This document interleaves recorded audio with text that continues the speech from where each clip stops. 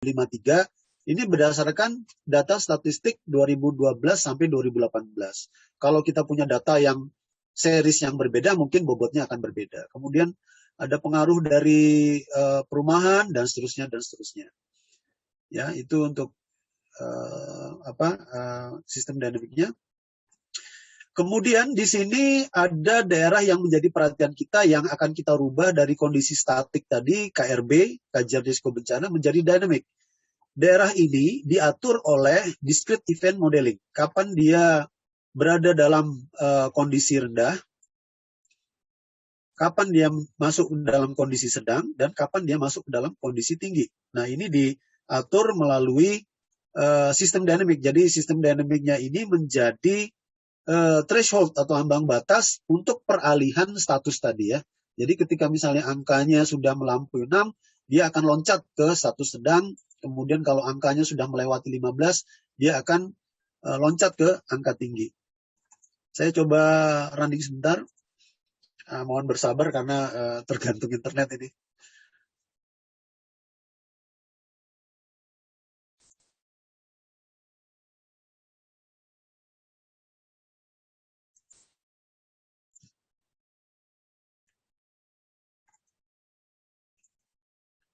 Ya, ini saya running.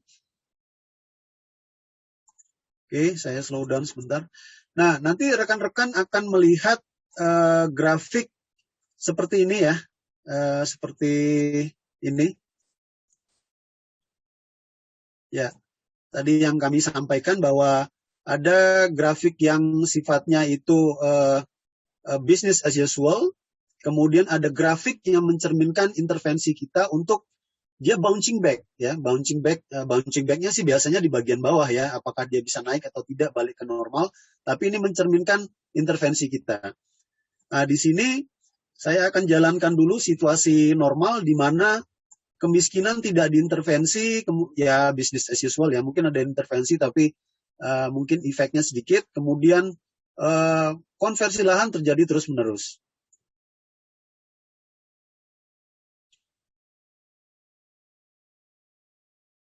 Ya, ini sedang jalan.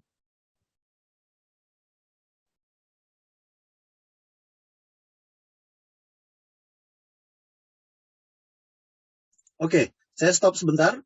Di sini rekan-rekan akan melihat bahwa dengan kondisi business as usual, jadi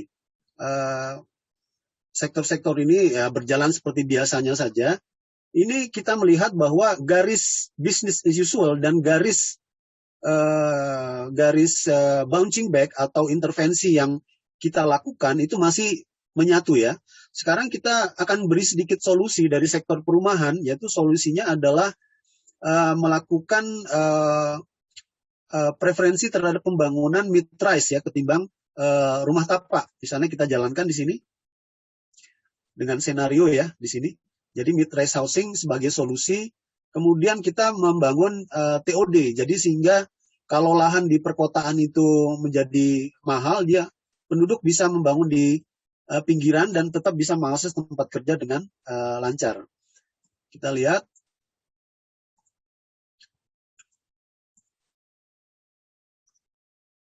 Ya, itu mulai terjadi split.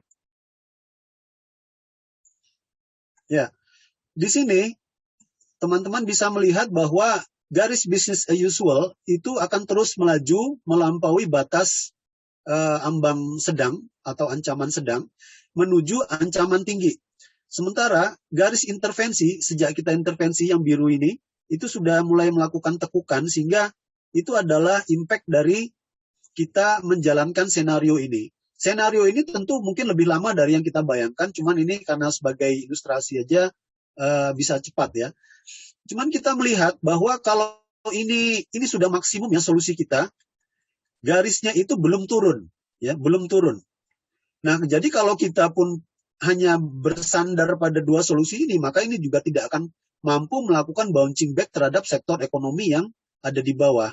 Oleh karena itu, mungkin solusinya kita melakukan moratorium terhadap konversi lahan. Jadi kita bikin 0, ya, atau kita turunkan bertahap. Kemudian kita meluncurkan program-program untuk pemberdayaan masyarakat miskin. Jadi ini kita turunkan sedikit. kita lihat garis yang biru kinerjanya.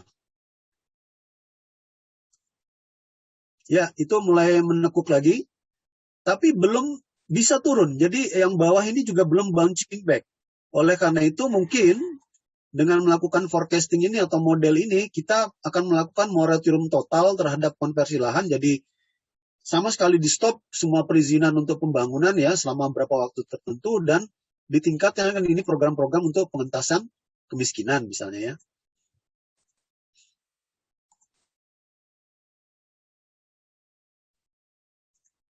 Ya, di situ teman-teman sudah bisa melihat bahwa